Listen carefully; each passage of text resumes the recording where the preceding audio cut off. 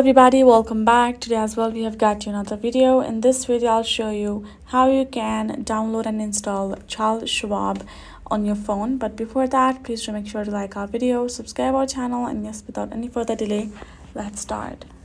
So for that, simply go ahead, open up your app store and go to search bar and type in Charles Schwab.